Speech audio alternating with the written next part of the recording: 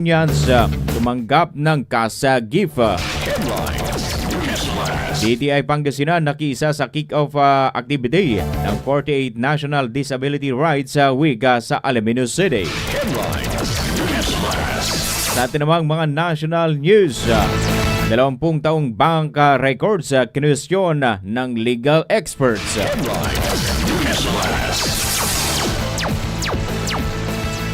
Pagkawala naman ng ransom money, hindi hadlang sa hatol sa kasong kidnapping for ransom, ayon yan sa Korte Suprema.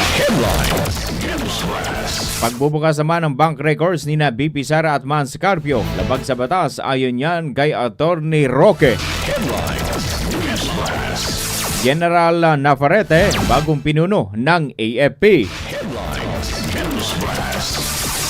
Halos sa 1,000 o 1,300 na biktima ng human trafficking napauwi ng DMW ngayong 2026. BP Sara at Mayor Baste Duterte posibleng nagsabuatan umano sa planong pagpatay kay PBBM ayon kay Matibag. Ronda Pilipinas Dar Masbate pinagtibay ang suporta sa ARBS sa pamamagitan ng bagong rice cropping processing facility sa Milagros.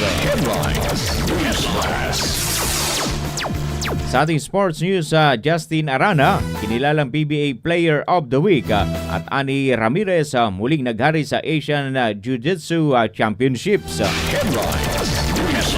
Showbiz News, SB19, unang Pilipino group na magsasagawa ng ceremonial first pizza sa MLB.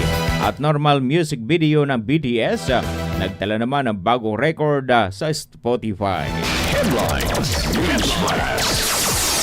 Sumasambulat sa buong Pilipinas. Sunshine News Blast. Sunshine News Blast.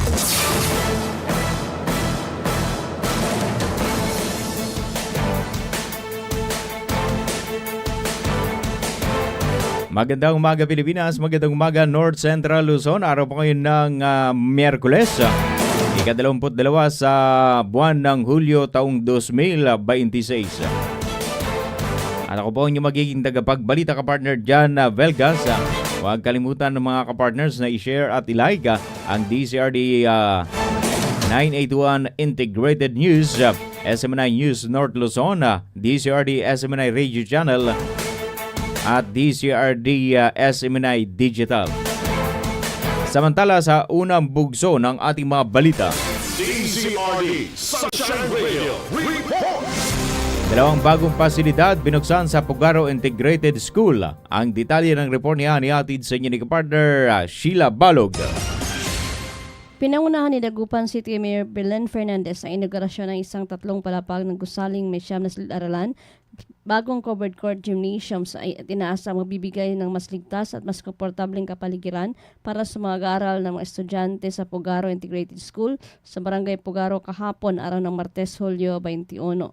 Ayon kay Principal 4 Dr. Bernadette Castro, malaking inspirasyon ng mga bagong pasilidad upang lalo pang mahubog ang kakayahan ng mga mag-aaral at maging produktibong mamayan sa hinaharap. Anya sa wakas ay meron ng ring sariling lugar ang paaralan para sa mga programa, pagtitipon at iba pang mahalagang aktibidad. Masaya namang sinalubong ng mga mag-aaral, guro at mga magulang si Mayor Fernandez bilang pasasalamat sa proyektong kanilang matagal nang hinihintay. Dumalo rin sa seremonya sina Vice Mayor Brian Dincua, Officer in Charge Schools Division Superintendent Dr. Mariciano Soriano Jr., CISO 4 School Governance and Operations Division Chief Dr. Lizelle Cansino, City Engineer Josephine Corpus, mga opisyal ng barangay ng Pugaro sa panguna ni Kapitan Nestor Victorio, mga opisyal ng paralan, School Parent-Teacher Association at mga magulang. Ayon sa pamahalang lungsod, bahagi ang proyektong ito ng patuloy na pagsisikap na mapabuti ang kalidad ng edukasyon at ang mga pasilidad na magagamit at ng mga mag-aaral sa Dagupan. Para sa Diyos at sa Pilipinas kung mahal, Sheila Balog, ka-partner mo sa balita at serbisyo. Ka-partner News Blast. DCRD Sunshine Radio Report. Samantala, boses ng mga PWD pinalakas sa advocacy parade sa bayan ng Asingan. Ang detalye ng report yan ihatid sa inyo ni partner Lerna Hernandez. kapartner, nagkaisa ang mga persons with disabilities o PWD sa bayan ng Asinggan sa isinagawang PWD Advocacy Parade kahapon Hulyo 21 bilang bahagi ng pagdiriwang ng National Disability Rights Week. Nagsimula ang parada alas 8 ng umaga at nilibot ang pangunahing commercial area ng bayan. Nakiisa sa aktibidad ang mga PWD at kanilang mga tagasuporta upang ipaabot sa publiko ang kanilang mga karapatan, pangangailangan at mahalagang papel sa lipunan. Layunin ng gawain na hikayatin ang mga maraming PWD na aktibong makilahok sa mga programa ng pamalaan at maging kabahagi ng pag-unlad ng komunidad. Ayon kay Persons with Disability Affairs Officer Rose Ann Alfonso, mahalagang makita ang marinig ang boses ng mga PWD upang mas maunawaan ng pamalaan at ng publiko ang kanilang mga kalagayan at pangangailangan. Inaasahan din na makatutulong ang advokasya sa pagpapalawak ng kaalaman ng publiko at pagbabawas ng stigma at diskriminasyon laban sa mga taong may kapansanan. Sa kasalukuyan, tinatayang umaabot na sa humigit kumulang 1,300 ang mga nakarehistrong persons with disabilities sa bayan ng Asinggan. Para sa Diyos at Pilipinas kong mahal, Lern Hernandez, kapartner mo sa balita at serbisyo. Kapartner News Blast, DZRD Sunshine Radio, report! Karagdagan pa sa ating mga balita, DSWD Region 1 nagatid ang suporta sa nutrisyon ng 70 undernourished na bata sa Orbistondo. Ang detalye ng report ni atid sa inyo ni kapartner Vian Vergabinga. Isang programa para sa pagpapalakas ng nutrisyon ng mga bata ang isinagawa sa bayan ng Orbistondo na ginanap kahapon ika-21 ng Hulyo 2026. Binisita ang isinagawang distribusyon ng Carabao's Milk para sa 90 na undernourished na estudyante mula sa 24 daycare centers na matatagpuan sa 21 na barangay. Layunin ng programa na matulungan ang mga batang nangailangan ng karagdagang nutrisyon at suporta upang mapabuti ang kanilang kalusugan at paglaki. Ang naturang aktibidad ay bahagi ng mga programa ng Department of Social Welfare and Development o DSWD Regional Office 1 na naglalayong makaagapay sa paggamit ng wastong nutrisyon para sa mga kabataan. Nagpapasalamat naman ang LGU sa pangunguna ni Mayor Modesto Operanya sa DSWD Regional Office 1 sa patuloy na pagsuporta sa kalusugan at kapakanan ng mga bata. Para sa Diyos sa Pilipinas, kumahal to si Vian Vergabinha, kapartner mo sa balita at serbisyo. Kapartner News Blast, DZRD Sunshine Radio, report! Samantala, patuloy naman San Manuel LGU, patuloy ang paghahanda laban sa posibleng epekto ng El Nino. Ang detalye ng report ni atid sa inyo ni kapartner Lerna Hernandez. Patuloy ang paghahanda ng lokal ng pamalaan ng San Manuel kaugnay sa posibleng epekto ng El Nino upang matiyak ang sapat na supply ng tubig at maprotektahan ang kabuhayan ng mga mamamayan.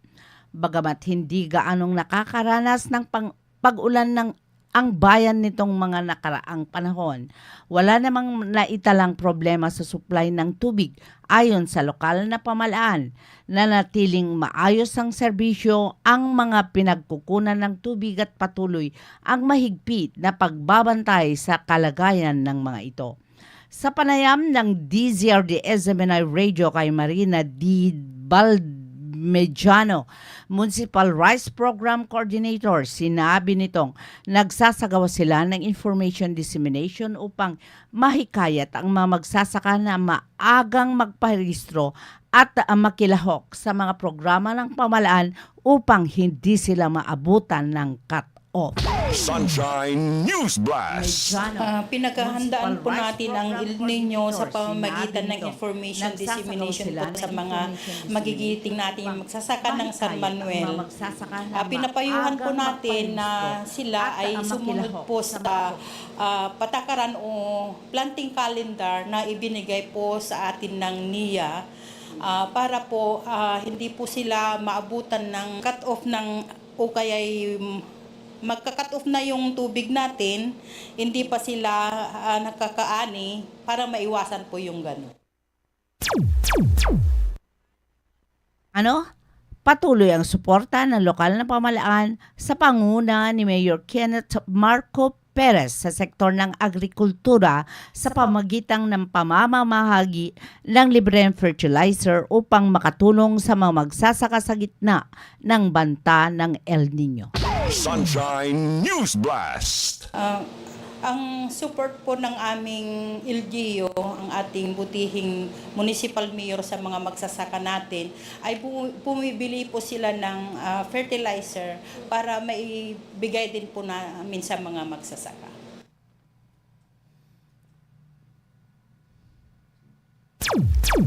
Samantala, hinikayat ng lokal na pamahalaan ng mga magsasaka na patuloy na makiisa at makibahagi sa mga programa ng pamahalaan upang mas matugunan ang kanilang mga pangangailangan, mapanatili ang matatag na produksyon sa kabila ng posibleng epekto ng El Nino. Para sa Diyos at Pilipinas kong mahal, Lerner Hernandez, kapartner mo sa balita at serbisyo. Kapartner News Blast. Sunshine News Blast. Samantala sa iba pa nating mga balita, bilang pagsuporta sa patuloy na pagpapatupad ng Massive Coconut Planting Program o MCPP, isinagawa ng Philippine Coconut Authority o PCA ang ceremonial check distribution na nagkakalaga ng mahigit sa 1.19 million pesos para sa Pangasinan State University o PSU Santa Maria Campus bilang tranche 2 payment ng kanilang pakikipagtulungan sa implementasyon ng MCPP Calendar Year 2025. Ang PSU Santa Maria Campus ay isa sa mga katawang na State Universities and Colleges o SUCs ng PCA sa pagpapatupad ng programa na naglalayong mapalawak ang pagtatanim ng niyog, mapataas ang produksyon at mapalakas din ang kabuhayan ng mga magsasaka sa pamamagitan ng rehabilitasyon at pagpapalawak ng mga taniman ng niyog. Ayon pa sa PCA, ang patuloy na pakikipag-ugnayan sa mga partner agencies, kabilang na ang mga SUCs, ay mahalagang hakbang upang matiyak ang epektibo at matagumpay na pagpapatupad ng MCPP. Sa pamamagitan ng ganitong kolaborasyon, inaasang mas mapapalakas ang industriya ng niyog at makakalika ng mas maraming oportunidad para sa mga magsasakang Pilipino. Patuloy namang pinagtitibay ng PCA ang mga programa at inisyatibong nakatuon sa pagpapaunlad ng sektor ng niyog bilang bahagi ng layunin nitong mapaunlad ang kabuhayan ng mga coconut farmers at makapag-ambag sa paglago ng agrikultura sa bansa. DZRD Sunshine Radio Report. Samantala, DepEd Region 1 nagsagawa ng mid-year review para sa mas mahusay na serbisyo sa edukasyon. Nagbabalik sa report, kapartner Sheila Balog.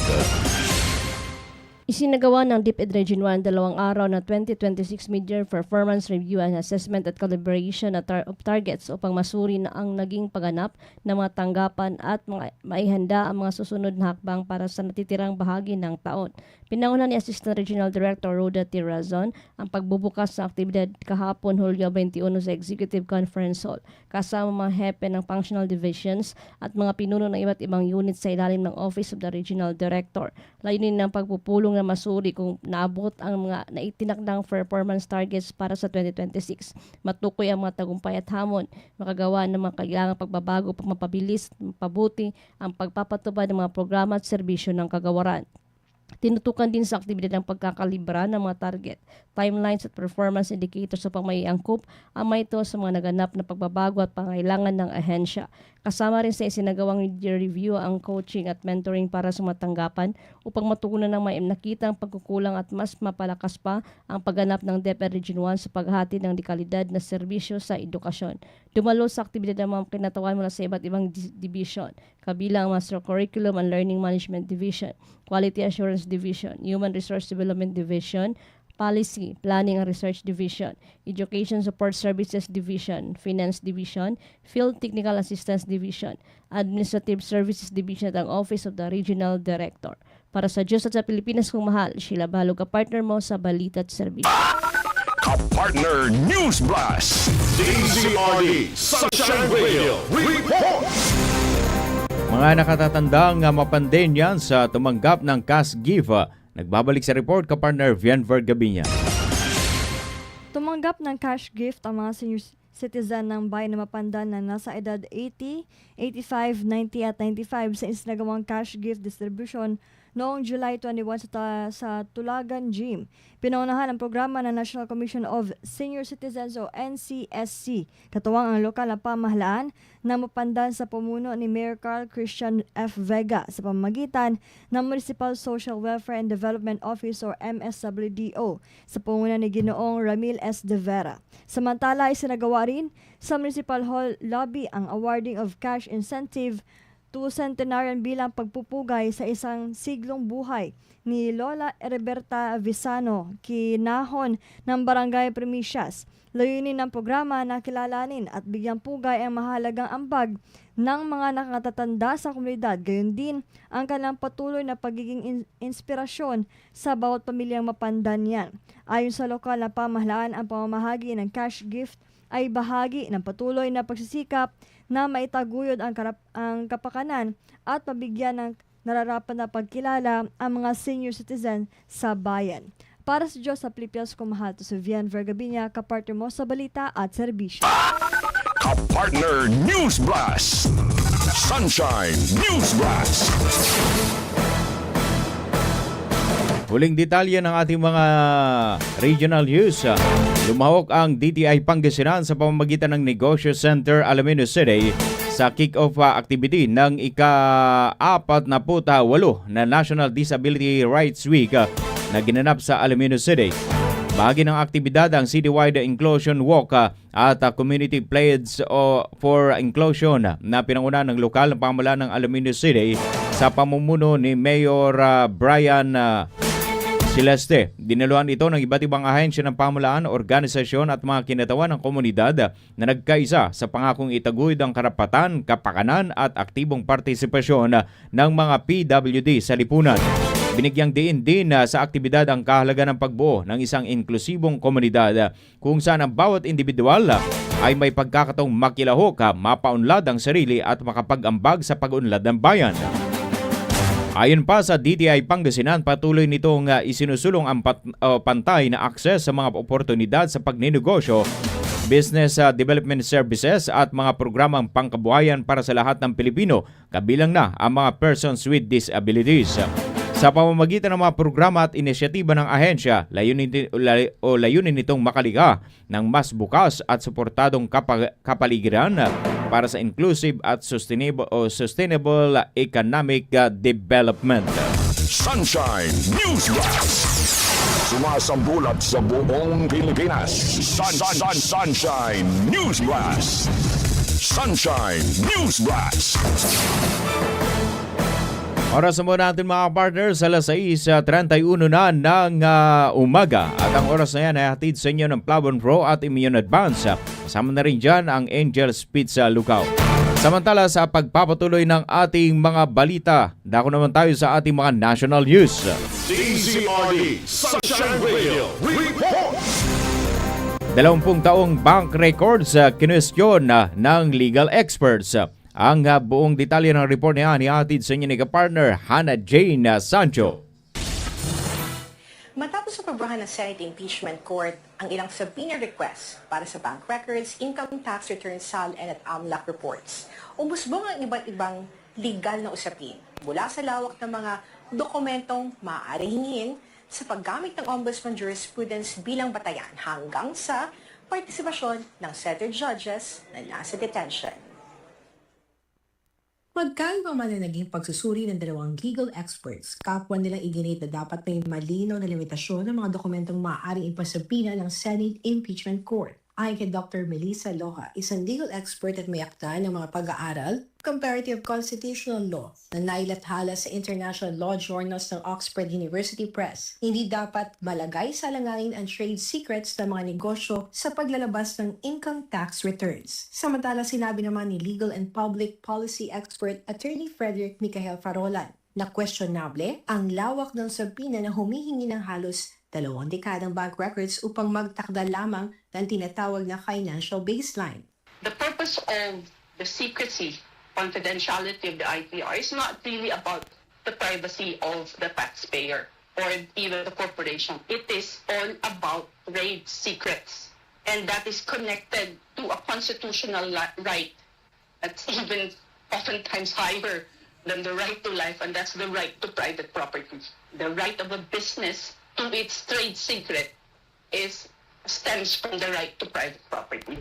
Once the government itself breaches that trade secrecy, wala, bagsak ang investment confidence sa economy natin, sa political or governmental system natin. So that's the point about the IPR.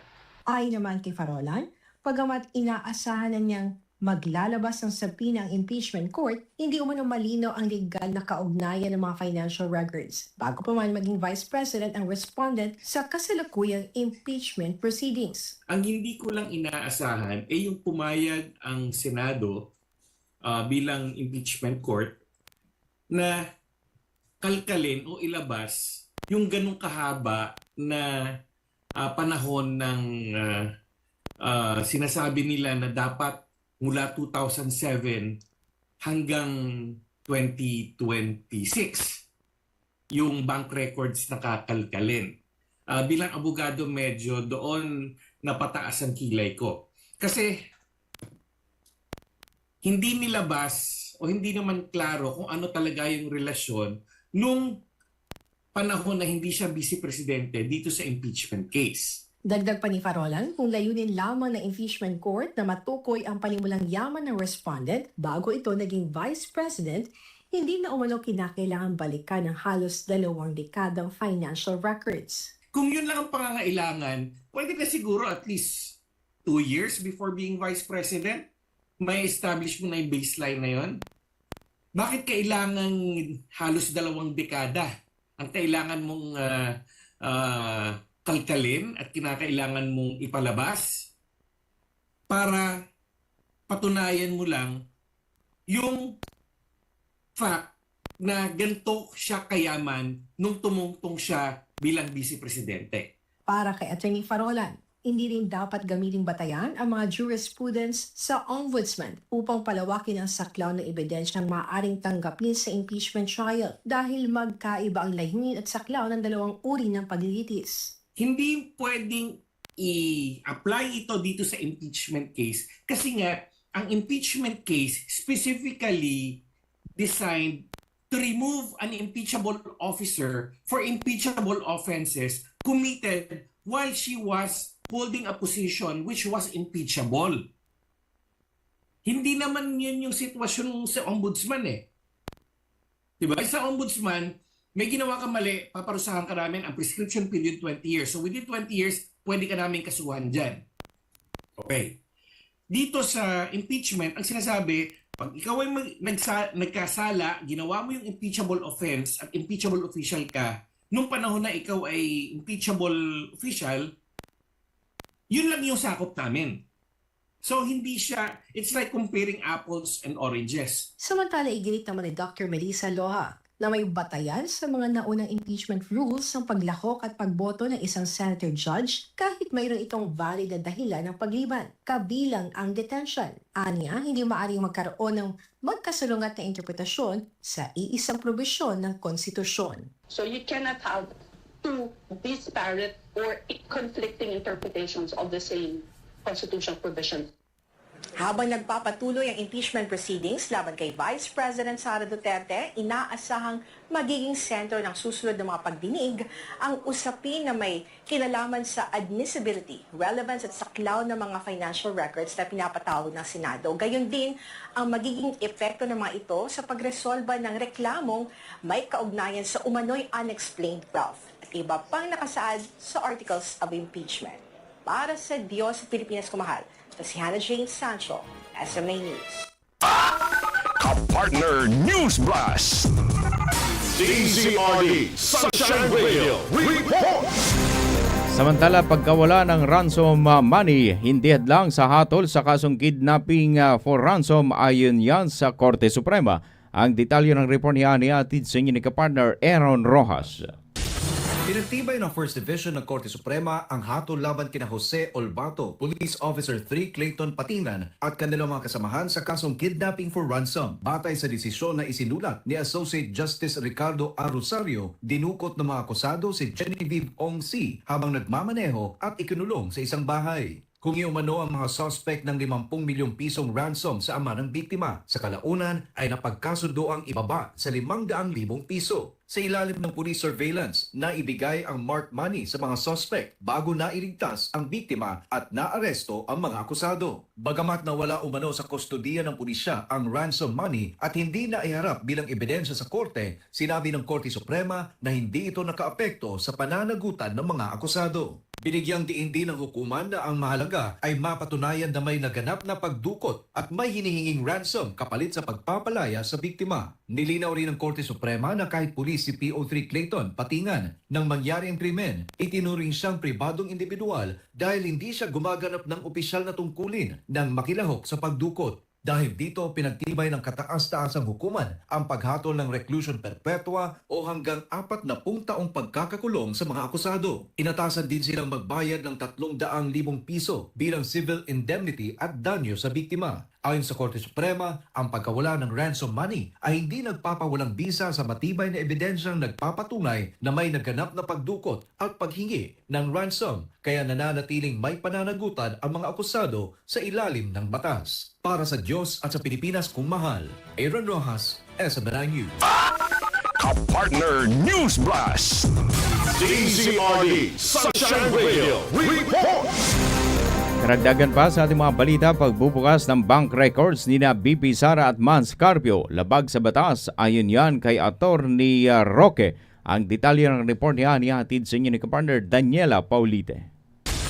Tutol si former presidential spokesperson Attorney Harry Roque sa pagpahayag ng Senate Impeachment Court na ipasabina ang mga bank, tax at Anti-Money Laundering Council records ni na Vice President Sara Duterte at asawa niyang si Attorney Mans Carpio. Ang naturang records ay gagamitin umanong ebidensya ng House Prosecution kaugnay ng paratang na may hindi maipaliwanag na yaman o unexplained wealth ang Vice Presidente. Git ni Roque, hindi dapat ipakita o buksan ang mga bank records ng mag-asawa mula 2007 hanggang 2021 dahil labag ito sa batas. Bagamat nilinaw ni Senate Impeachment Court Presiding Officer Senator Cheese Escudero na hindi maaaring gamitin ang naturang dokumento upang magdagdag ng panibagong impeachable offenses, naniniwala si Roque na isa lamang itong tinatawag na fishing expedition. Mali pa rin yung desisyon na 20 years of bank records ang pinapasupina, gayong dapat, bago sila nagsampa ng impeachment complaint sa Senado, alam na nila yung ebidensya nila magpapatunay na nangurakot nga si BP Sara. Tinatanggap ko na ang bank deposit ay isang paraan para mapatunayan yan. Pero dahil hindi nga sila sigurado kung anong record sa magpapatunayan, yan ay naging paglabag doon sa karapatan to be secure in their papers kasi nga, ang lumalabas, maghahanap pa sila ng bank details para mapatunayan yung kanilang sinasabing pangungurakot ni BP Sara na mali dahil yan ay malinaw na phishing expedition. Sa desisyon ng impeachment court, hindi kasama sa sabina ang foreign currency deposits at dalawang corporate entities na inuugnay sa mag-asawa. Ay naman kay Attorney Ted Pastrana, former Dean ng San Sebastian College of Law, dapat limitado lamang ang mga hinihinging dokumento sa panahon na naging impeachable officer si Vice President Duterte. Parte ng due process yan na dapat ay limitado lamang sa mga acts, impeachable acts na committed in relation to the office and during the current term. ito, hindi pa siya vice presidente, sinasaliksik ng mabuti. Dahil sa lawak ng mga hinihinging dokumento, naniniwala si Roque na mahihirapan ng prosecution na makakalap ng mga ebidensyang magpapatunay sa paratang na unexplained wealth. Gate niya, kahit mabuksan pa ang mga financial records ni Duterte, hindi pa rin umano makakakuha ang prosecution ng ebidensyang magpapatunay ng pagnanakaw. Bagamat nalabag ang kanyang karapatan na sa aking palagay ay pwede naman pong mabaliwala ng katas-taasang hukuman, maski mabuksan yan, wala pa rin sila makukuhang ebidensya at sampal sa kanilang mga muka pagdating doon sa punto na mabuksan ang mga records, wala pa rin ebidensya ng pagnanakaw. Samantala, nilinaw ni Senator Escudero na ang pag-i-issue ng subpoena sa Bureau of Internal Revenue o BIR ay hindi pa agad nangangahulugan na maisusumite o maisa sa publiko ang mga hinihinging tax records. Halinsunod sa National Internal Revenue Code, maaari lamang ilabas ang naturang mga dokumento kung may pahintulot ng Pangulo, may request mula sa isang foreign tax authority o may waiver mula sa taxpayer. Sa kabila nito, inatasan pa rin ng impeachment court ang BIR na isumite sa Clerk of Impeachment Court ang mga kinakailangang income tax at value-added tax records ni Duterte at Carpio sa July 30 alinsunod sa mga itinakda ng batas. Matatandaang noon ay binalik ng Senate Impeachment Court ang greenbacks na naglalaman ng mga tax records ni VP Sara dahil wala pa noong kaukulang otorisasyon o court order para ito ay buksan at suriin. Para sa Diyos at sa Pilipinas, kumahal, Daniela Paulite, Ezra Manaimi. Ka-partner News Blast. DZRD Sunshine Radio reports. Samantala, General Navarrete, bagong pinuno ng AFP. Ang detalye ng report ni Haniatid sa inyo ni ka-partner Almar Forzuel. I thank God Almighty for His guidance and for the opportunity to serve our country and lead this noble institution. Opisyal nang umupo bilang bagong pinuno ng Armed Forces of the Philippines si newly appointed Chief of Staff General Antonio Navarrete araw ng Martes. Si Navarrete ay miyembro ng Philippine Military Academy, Big Kislahi Class of 1990. Ang ginawang change of command sa Camp Aguinaldo ay pinangunahan ni Pangulong Ferdinand Marcos Jr.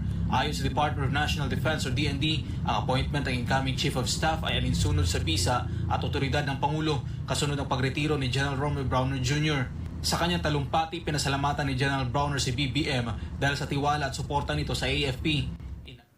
Today, I formally relinquished command of the Armed Forces of the Philippines after 3 years as your Chief of Staff.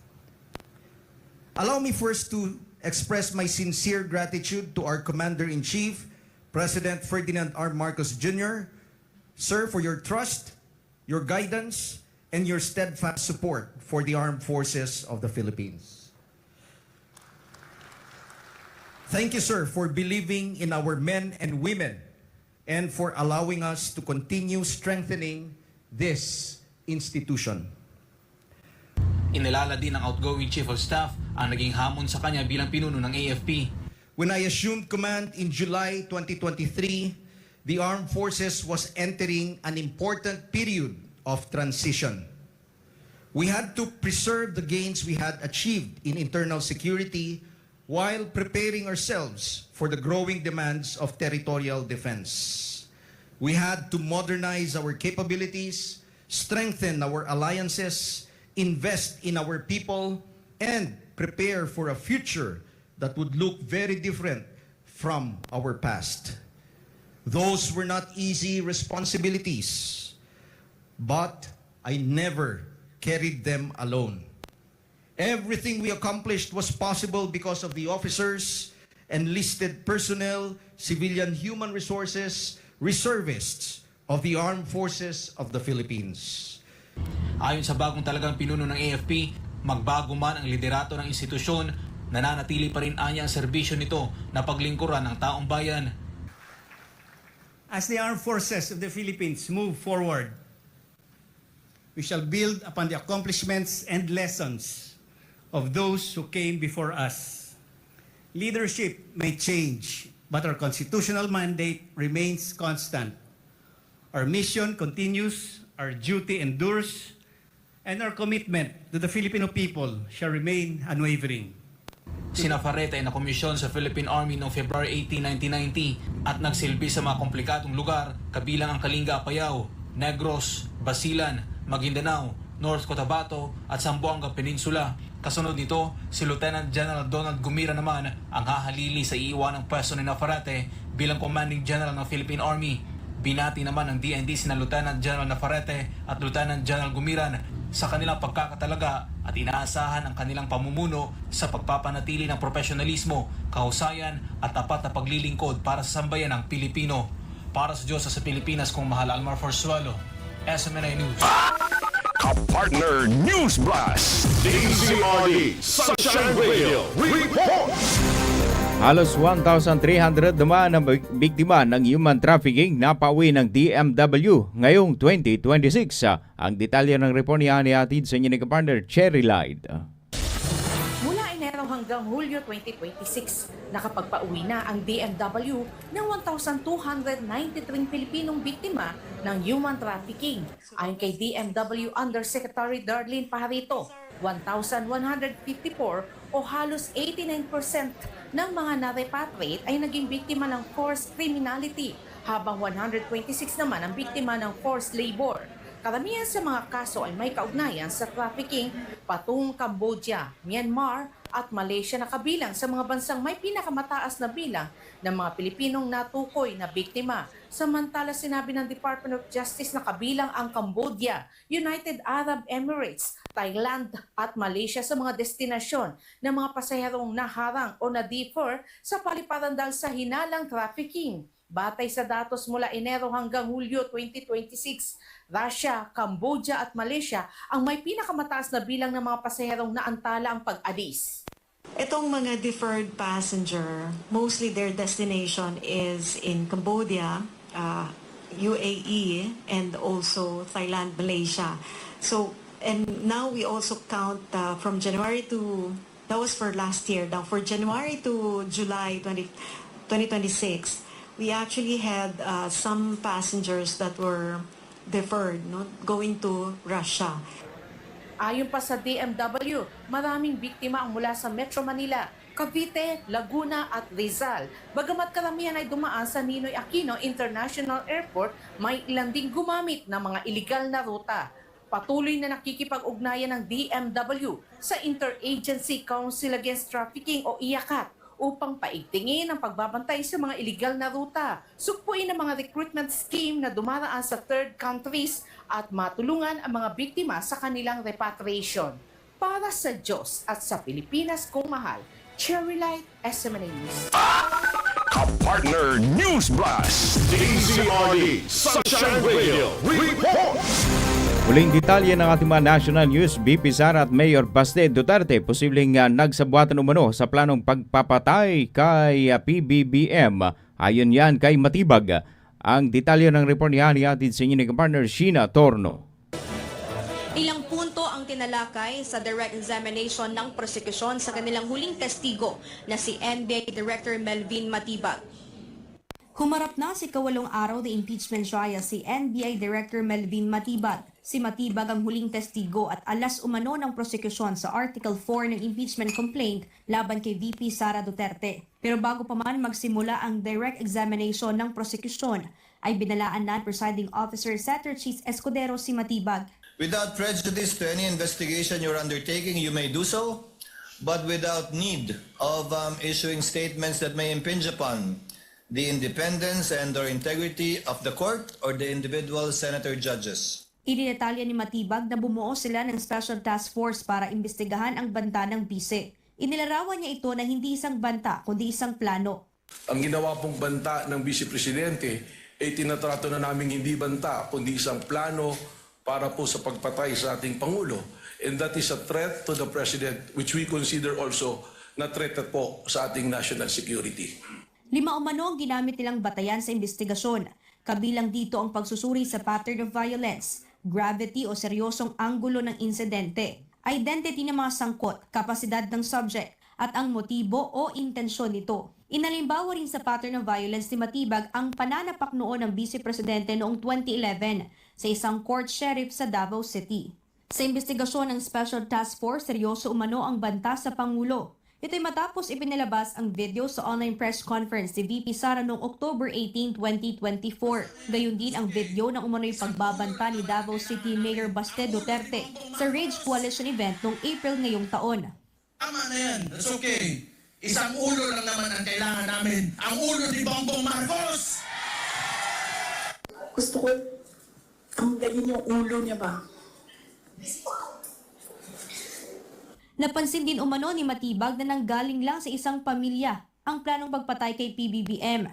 Anong koneksyon, kung mayroon man, ang video ni Mayor Sebastian Duterte at ang video ni Vice President Sara Duterte sa kasalukuyang investigasyon ng Special Task Force? Kapansin-pansin po na makikita natin na nanggagaling sa isang pamilya ang pagbabanta sa ating Pangulo at parehas na nag-refer sa ulo ng Pangulo. Kung kaya naman, iniisip po ba namin kung meron bang kasabwat o may sabwatan sa pangyayaring ito? Samantala, ibinahagi pa ni Matibag na may natukoy na mga persons of interest na posibleng makatulong sa pagtukoy sa umano'y assassin o hitman na sinasabing kinontrata ni VP Sara. Pero tumanggi si Matibag na pangalanan ang mga ito. This is a continuing and an open investigation po sa nangyari po na pagkontrata sa pagpatay sa ating Pangulo. May lalagay po sa alanganin yung pong ating mga tinatawag na informants o assets na nasa ground na nagbibigay po sa atin ng human intel na tinatawag. Sa interjection naman ng ilang senator judges kay NBA Director Melvin Matibag ay tinanong ni Senate President Win Gatchalian si Matibag kung ano ba talaga yung timeline doon sa paglalabas ng resulta sa ginawa nga investigasyon ng Special Task Force. Ayon kay Matibag ay 3 to 6 months ay magkakaroon na raw ng resulta doon sa investigasyon para matukoy talaga kung sino yung hitman o assassin doon sa planong pagpatay kay PBBM, gayon din kay First Lady Liza Araneta Marcos at dating House Speaker Martin Romualdez. Bago nga mag-adjourn yung ikawalong araw ng impeachment trial ay binawi ni Presiding Officer Senator Cheese Escudero yung paglalabas ng subpoena para sa ilang mga testigo ng prosekusyon patungkol pa rin dito sa Article 4 na dapat humarap sila sa Miyerkules. Paliwanag ni Presiding Officer Senator Cheese Escudero, babalik pa kasi sa Miyerkules bilang testigo itong si Director Melvin Matibag para naman sa cross-examination ng depensa. Napagkasunduan naman sa caucus ng mga senator judges na walang mangyayaring impeachment trial sa susunod na linggo o sa Lunes para nga sa State of the Nation address si Pangulong Bongbong Marcos, gayon din sa Martes para bigyang daan yung kontrasona ng minority senators at ipagpapatuloy na lamang sa Miyerkules o July 29 ang impeachment trial sa bagong oras na ito na magsisimula ng alas 10 ng umaga hanggang alas 3 ng hapon para bigyang daan ang mangyayaring regular session ng Senado na magsisimula naman ng alas 4 ng hapon. Ka-partner News Blast! Ronda Pilipinas! Sa ating Ronda Pilipinas, sa Darmasbate, pinagtibay ang suporta sa ARB sa pamamagitan ng bagong rice cropping processing facility sa Milagros. Ang detalye ng report ni Ani at sa inyo ni ka-partner Sheila Balog. Muling pinagtibay ang Department of Agrarian Reform o Darmasbate ang patuloy nitong suporta sa pagpapalago ng kabuhayan ng mga Agrarian Reform Beneficiaries o ARBs sa pamamagitan ng pakikilahok sa pagbabasbas at pagpapasinaya ng bagong rice cropping processing facility sa Barangay Cayabon, Milagros. Ang pasilidad ay tinatag upang magsilbing karagdagang pagkakakitaan ng mga benepisyaryo ng programang agraryo sa lugar sa pamamagitan ng pagproseso at paggawa ng mga produkto nilang bigas. Layunin nitong palakasin ang kapasidad ng mga ARB organization sa pagninegosyo at pagbibigay ng dagdag na halaga sa kanilang mga produktong agrikultural. Binigyang din ng Darmasbate na ang pagkakaroon ng ganitong uri ng pasilidad ay mahalagang hakbang upang maisulong ang sustainable livelihood programs para sa mga magsasaka at ang kanilang mga samahan. Sa pamamagitan nito ay nasang mapalalawak ang oportunidad at sa trabaho at mapataas ang kita ng mga benepisyaryo. Sa ginanap na programa ay pinahayag ng mga kinatawan ng DAR ang kanilang patuloy na pagtulungan sa mga lokal na pamahalaan at iba pang katuwang na ahensya upang matiyak ang tagumpay ng mga inisyatiba para sa kapakanan ng mga ARB. Ang rice cropping processing facility ay magsisilbing patunay ng patuloy na pagsisikap ng DAR na mabigyan ng mga agrarian reform beneficiaries na hindi lamang lupa kundi pati na rin mga oportunidad upang mapaunlad ang kanilang kabuhayan at maging mas produktibong bahagi ng komunidad. Para sa Diyos at sa Pilipinas kong mahal, Sheila Balog ka partner mo sa Balita at Serbisyo. Ka-partner News Blast.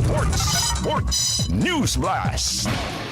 Sa ating balitang sports, Justin Arana kinilalang PBA Player of the Week at Ani Ramirez muling naghari sa Asian Jiu-Jitsu Championship. Ang detalye ng report niya nihahatid sa inyo ni ka-partner Tim Cruz. Naging susi si Arana sa tatlong sunod na panalo ng Converge matapos magtala ng magkasunod na double-double performances. Nagtala siya ng 31 points at 10 rebounds laban sa Terra Firma bago sumabog sa career high na 39 points at 12 rebounds kontra sa Macau Giant Pandas. Ayon sa PBA, ang kanyang 39 points ang bagong franchise record ng Converge para sa pinakamaraming puntos ng isang local player na lumampas sa dating marka ni Alex Stockton noong 2024. Dahil dito, nagkakaisang itinanghal si Arana bilang PBA Press Corps Player of the Week para sa July 14 hanggang 19. Samantala, tinalo ni Ani Ramirez ang Mongolian na si Shuren Setseg Edmok sa Women's 57kg final upang masungkit ang kintong medalya. Ito na ang kanyang ikatlong sunod na Asian Championships gold matapos ding magkampiyon noong 2023 sa Thailand at 2025 sa Jordan. Nagdagdag din ng silver medal si Joanne Paulintan sa Women's 70kg division habang nag-uwi ng bronze sina Dylan Crisel Rain Valmores, Elisha Zoe Maliay, Emily Rosalind Thomas at Archie Brioso. Para sa Diyos at sa Pilipinas kung mahal, nag-uulat ito si Tim Cruz, SMNI News. Showbiz News Blast. Sa atin naman Showbiz News, SB19 na unang Pilipino group na magsasagawa ng ceremonial first pitch sa MLB. At normal music video ng BTS nagdala ng bagong record sa Spotify. Ang detalye ng report niya sa inyo ni ka-partner Andrea Santos. Gaganapin ang ceremonial first pitch ni na Pablo, Stel, Ken, Josh at Justin sa harap ng libo-libong fans sa baseball match ng Chicago White Sox at New York Yankees this coming July 29 sa Wright Field, Chicago. Bilang bahagi ng kanilang global promo tour schedule, makakasama ng SB19 ang ilang kapwa Pinoy personalities tulad ni Manny Pacquiao, Liza Soberano at Joe Coy na una nang nakapag-pitch sa mga nagdaang Major League Baseball game. Siksik ang schedule ng SB19 sa kanilang international tour dahil magkakaroon din sila ng one-day exclusive pop-up store sa Los Angeles on July 25. Performance sa Grammy Museum on July 28, debut performance sa Lollapalooza on July 30, I Was There Thanksgiving Fan Meet sa US on August 8 and 9, performance sa Summer Sonics sa Japan on August 14 and 15, and I Was There Thanksgiving Fan Meet sa Japan on August 18. Ang patuloy na pagdomina ng SB19 sa global stage ay kasunod ng kanilang pagpirma sa United Talent Agency or UTA, isa sa mga leading entertainment and talent agencies sa mundo na hahawak sa kanilang global representation at touring. Samantala, ayon sa Spotify, ang bagong release na normal music video ng BTS ang naging most streamed K-pop music video in a single day sa buong platform history, kasunod ng exclusive release nito last July 17. Bahagi ito ng latest rerun album ng grupo na inirelease last March 20 at directed by Ukrainian filmmaker Tano Muinyo na nagpakita ng mas personal na bahagi ng buhay ni na RM, Jin, Suga, J-Hope, Jimin, V at Jungkook.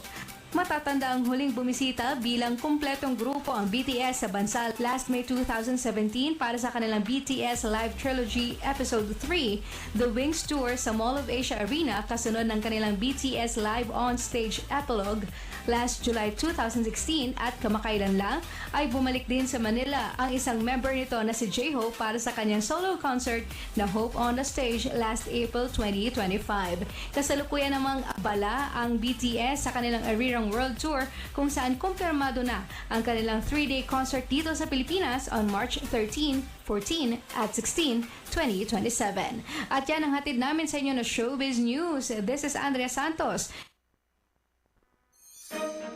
Ang salita ng Ama sa pamamagitan ng hinirang na anak ng Diyos, Pastor Apollo C. Quibloy.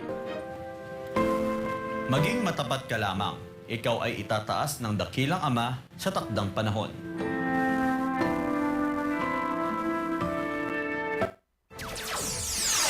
Sumasambulat sa buong Pilipinas. Sunshine News Blast. Sunshine News Blast.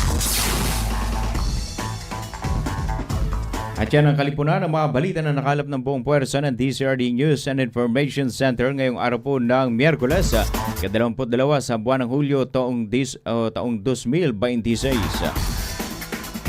At ako po inyo naging tagapagbalita ka-partner John Velgas. Maraming salamat mga ka-partner sa lahat ng mga umatabay sa ating Facebook page, sa ating YouTube channel. Good morning po sa ating lahat mga ka-partners. At sa ngalan ng ating mga nakasama dyan sa technical side, ka-partner Jeff, sa ating station manager Mr. Jamie Mendoza, at sa ating mahal pastor, Pastor Apollo C. Kibuloy. Good morning po, Pastor. Antabayan na ng susunod ng programa ang Kapiyan at Balitaan sa Sunshine ni ka-partner Jerry Pogi Kambay. Naimbag ang sapa na imbag ang bagata. Masanto siya kabasan at sikyo namin. Maayong buntag kanatong tanan mga ka-partners, and may the Almighty Father bless us all.